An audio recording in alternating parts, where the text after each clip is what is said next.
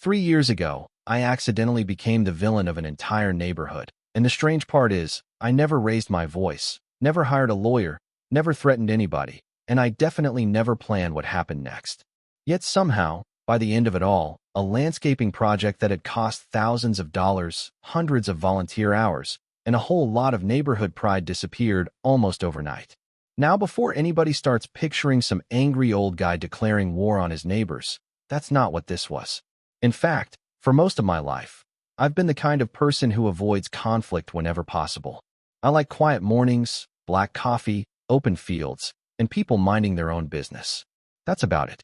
My name is Caleb Turner, and for nearly 20 years I've owned a stretch of farmland just outside a town called Millbrook. Nothing fancy, just pasture, a few equipment sheds, some fencing, and enough open land that you could still hear coyotes at night if the wind was right. When I first bought the property, there wasn't much around except farms and dirt roads. Then developers showed up. And honestly, I didn't blame them. People need places to live. Over time, one subdivision turned into two. Two turned into four. Before long, there were sidewalks, decorative street lamps, community mailboxes, and all the things that seem to appear whenever an HOA gets involved. Still, none of that bothered me. Their land was their land.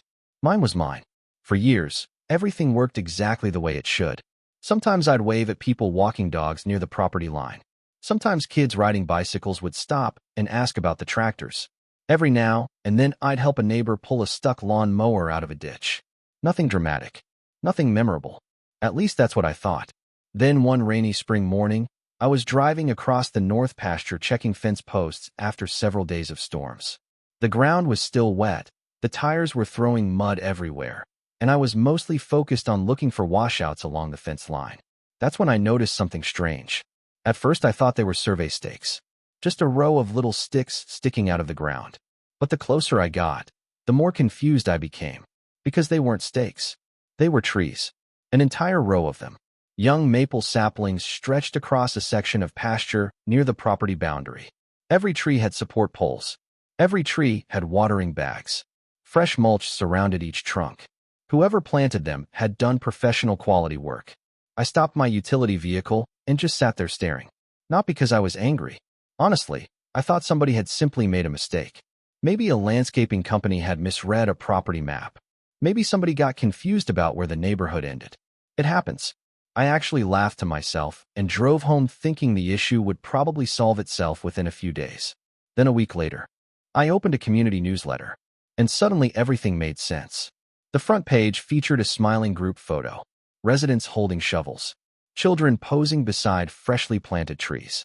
A giant headline across the top read, "Green Horizons Beautification Project Successfully Completed." I remember taking another sip of coffee and casually reading the article. The HOA board couldn't have been prouder. According to the newsletter, volunteers had spent an entire weekend planting dozens of maple trees along the northern walking trail to improve neighborhood beauty, increase property values, and create shade for future generations. Future generations. That phrase would become important later. As I continued reading, I noticed something in one of the photos. A fence. Not just any fence. My fence. I set the newsletter down, picked it back up, looked again. There it was. The exact stretch of fencing that bordered my pasture. The exact trees I had seen earlier. The exact location where they absolutely should not have been. Suddenly, the whole situation felt different. Not alarming. Not yet. But definitely different. That afternoon, I pulled old survey records from a filing cabinet in my office. The next morning, I walked the property line carrying maps, measurements, and county documents that had existed long before the subdivision was ever built. Every marker was exactly where it should have been. Every measurement matched. Every boundary pin remained untouched. And every single tree sat several feet inside my property. Not on the line. Not near the line. Inside it. I stood there for a long moment staring at those trees. What surprised me wasn't the mistake. Mistakes happen. What surprised me was that nobody had contacted me. Nobody knocked on my door. Nobody sent a letter. Nobody asked permission. Somehow an entire organization had approved a project, raised money, recruited volunteers, scheduled equipment, planted dozens of trees, and completed the work without a single person asking who actually owned the land. Even then, I wasn't looking for a fight. In fact, I remember sitting at my kitchen table that night thinking there was probably a perfectly reasonable explanation. Maybe somebody had bad information. Maybe there was confusion during planning. Maybe the board would be embarrassed once they realized what happened. So I drafted one of the friendliest emails I've ever written. I attached survey maps. I attached photographs. I highlighted property lines. And I politely explained that the trees had been planted on private land and would need to be relocated before they became established. Then I hit send. And for the next several days, I honestly believed the entire issue was already over. What I didn't know was that the email sitting in my inbox a week later was about to transform a simple landscaping mistake into something much bigger, because the moment I finished reading the HOA president's response, I realized this had never been about trees at all. The email started out exactly the way you'd expect. Polite, professional, almost friendly. The HOA president, a woman named Diane Holloway, thanked me for reaching out. She thanked me for providing documentation. She thanked me for supporting neighborhood improvement efforts. For about 10 seconds, I thought everything was heading toward a reasonable solution. Then I reached the second paragraph. According to Diane, after reviewing the information I provided, the board had concluded that the maple trees created substantial benefits for the community while imposing little to no burden on my property. I actually stopped reading, then started over, because surely I had misunderstood something. But no, the email continued. Since the trees were decorative, environmentally beneficial, and intended to improve the appearance of the area, the board believed the most practical solution would be to simply leave them where they were. Leave them where they were. On my land. Without permission. Without compensation. Without even pretending to ask. I sat there staring at the screen for a long time. You know those moments when something is so absurd your brain struggles to process it? That was one of those moments. Imagine parking your boat in somebody else's driveway and then explaining that the boat improves the neighborhood's appearance, so therefore it should stay. That was basically the argument. The strangest part wasn't the arrogance. It was the certainty. The email wasn't written by someone who thought they might be wrong. It was written by someone who genuinely believed they had the authority to decide what happened on property they didn't own. I considered responding. I thought about explaining liability issues, property law, future land use, agricultural restrictions. 100 different arguments came to mind. Then I realized something important. They already knew. I'd given them the survey, the photographs, the legal boundaries, the county records. There was nothing left to explain. The problem wasn't confusion. The problem was entitlement. So instead of arguing, I closed the laptop and went back to work. Summer arrived. The trees grew, and life moved on, at least on the surface. Every few weeks, I would see social media posts from residents celebrating the project. People posed for photos beside the saplings. The HOA newsletter mentioned them repeatedly. One article described the trees as an investment in future generations. Another called the project a symbol of community pride. My personal favorite referred to the volunteers as stewards of the land. That one nearly made me spit out my coffee. Stewards of whose land? Apparently nobody thought to ask. The funny thing is, most of the residents had no idea what was happening. And honestly, I didn't blame them. As far as they knew, the trees were exactly where they belonged. The only people who knew otherwise were the HOA board members. And they had already made their decision. Months passed. Then one morning in August, I ran into an old neighbor named Walter Briggs at a diner just outside town. Walter lived inside the subdivision and knew practically everyone. If gossip had a mayor, it would have been Walter. We were halfway through breakfast when he brought up the tree project. "Those maples are looking good," he said. I nodded. "They should. They're growing on my property." His fork froze halfway to his mouth. "What?" So I explained everything.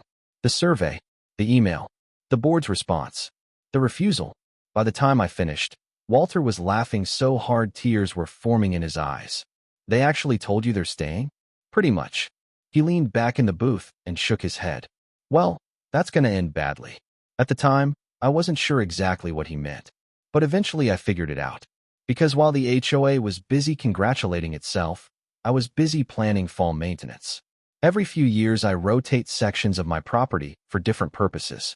Sometimes storage, sometimes grazing, sometimes clearing work. The northern pasture happened to be next on the list. Several volunteer trees had started spreading. Brush was creeping into areas I wanted open. Drainage improvements were overdue. The maintenance project had already been sitting on my schedule long before the HOA planted a single maple. And that's the part people often misunderstand. I didn't invent the project afterward. I didn't create a revenge plan. I didn't wake up one morning plotting destruction. The work was legitimate. The timing simply became unfortunate for the HOA. Or maybe very fortunate, depending on your perspective. By early October, I contacted a forestry contractor I'd worked with several times before. His name was Ryan Mercer. Good guy, straight shooter. The kind of man who says exactly what he's thinking and doesn't waste time pretending otherwise. We met on the property one foggy morning. The sun was barely visible above the horizon. Ryan stepped out of his truck carrying a clipboard. What are we clearing? I showed him the maps, the boundaries, the brush zones. We walked the fence line together. Eventually, we reached the row of maple trees. Ryan stopped, looked at them, looked at me, looked back at them again. Those two. I nodded. Everything inside the property line. He stared toward the subdivision, then back at me. I'm guessing there's a story here. Oh, there's definitely a story. By the time I finished explaining, he let out a long whistle. Well, he said, ownership's ownership. Exactly. That was the entire story in one sentence. Ownership's ownership. A few weeks later, permits were finalized. Equipment was scheduled. Work orders were approved. Everything was documented. Everything was legal. Everything was boringly routine. Meanwhile, the HOA remained completely convinced the trees were permanent. In fact, another newsletter arrived just days before the clearing project. The maples appeared on the front page again. This time, there was an artist rendering showing how the trees might look 20 years in the future. Massive canopies, shaded pathways, families walking beneath them, children playing nearby. I remember sitting on my porch reading that article, and I nearly laughed myself off the chair. 20 years. Those trees weren't making it 20 more days. The morning of the project arrived cold and clear. The kind of autumn morning where every sound seems sharper than usual. 2 trucks rolled into the pasture shortly after sunrise. A skid steer followed behind them, then a wood chipper, then the rest of the crew. Everyone unloaded equipment while I reviewed the site map one final time. Boundary markers were checked, measurements verified, instructions confirmed. No mistakes, no confusion, no gray areas, just paperwork and property lines. Around 8 o'clock, the first machine started moving toward the fence. At first, nobody from the neighborhood seemed to notice. Then one resident walking a dog stopped. Then another. Then another. Within half an hour, a small crowd had formed along the trail. Most of them probably assumed routine maintenance was underway, until the crew reached the first maple and wrapped a strap around the trunk.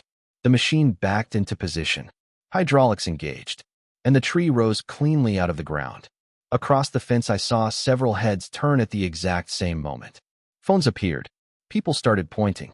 One woman immediately pulled out her cell phone and hurried away, probably calling someone. Probably someone very important. Because less than 20 minutes later, a white SUV came flying down one of the subdivision roads faster than I'd ever seen anyone drive in that neighborhood. And the moment the driver's door flew open, I knew exactly who had arrived. Diane Holloway looked like someone had just informed her the neighborhood clubhouse was on fire, and she was marching directly toward me. Diane Holloway looked like someone had just watched a train wreck in slow motion and realized she was standing on the tracks. She marched straight toward the fence with 2 board members struggling to keep up behind her. By then, 3 more maple trees had already been removed. The crew never stopped working. The machines kept moving. The chipper kept roaring. And every few seconds, another piece of the HOA's beloved project disappeared. What is going on? Diane shouted before she was even close enough for a normal conversation. I looked up calmly. Morning, Diane. Don't morning Diane me. What are they doing? I glanced toward the equipment. Property maintenance. Her face immediately tightened. Those are community trees. I shook my head. No, they're trees on my property. The silence that followed lasted maybe 2 seconds, but it felt longer, because everyone standing nearby knew exactly what she was thinking. She remembered the survey. She remembered the email. She remembered every opportunity she'd had to avoid this moment. The HOA paid for those trees, she said. The HOA planted those trees on private land after being notified they were on private land. That one landed hard. Even the board members behind her seemed uncomfortable. One of them shifted his weight and stared at the ground. Another avoided eye contact entirely.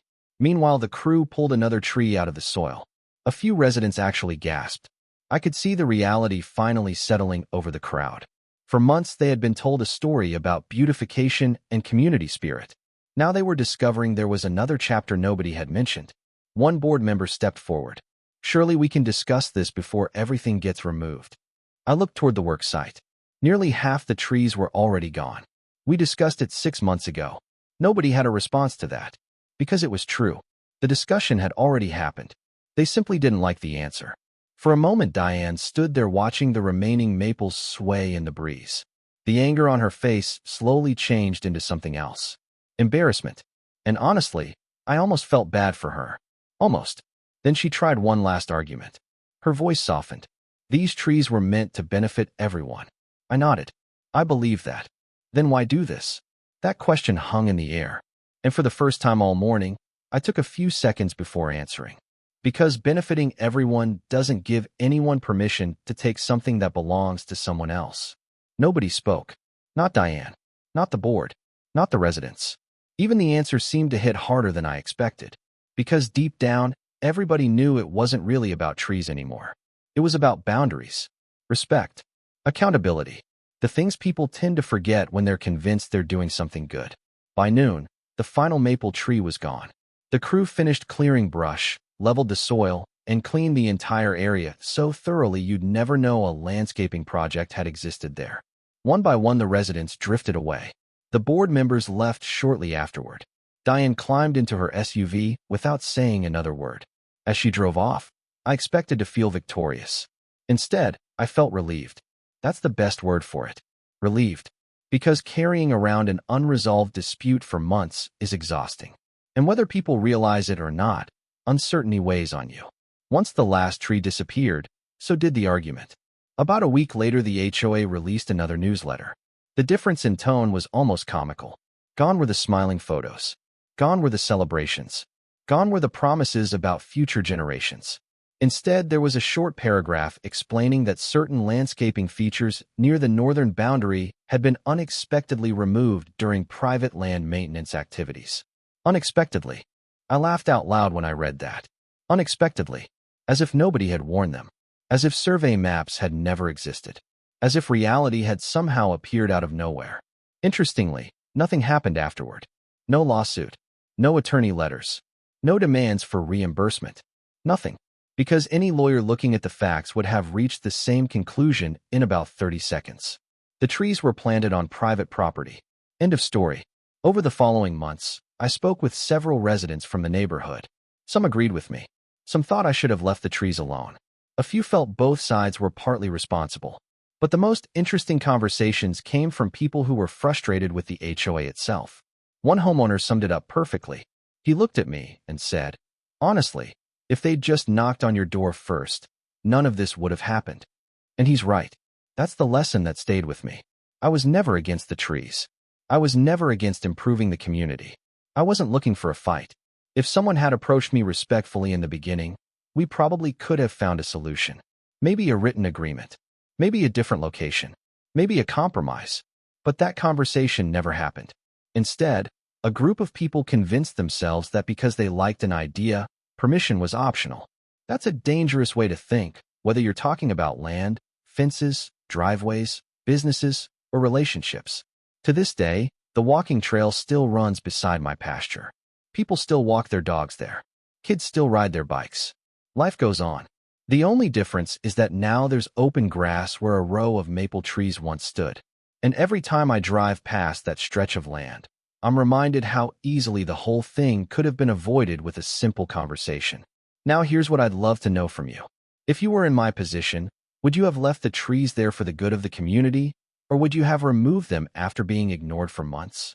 And if you were sitting on that HOA board, what would you have done the moment you discovered those trees had been planted on private property? Let me know down in the comments because stories like this always split people right down the middle.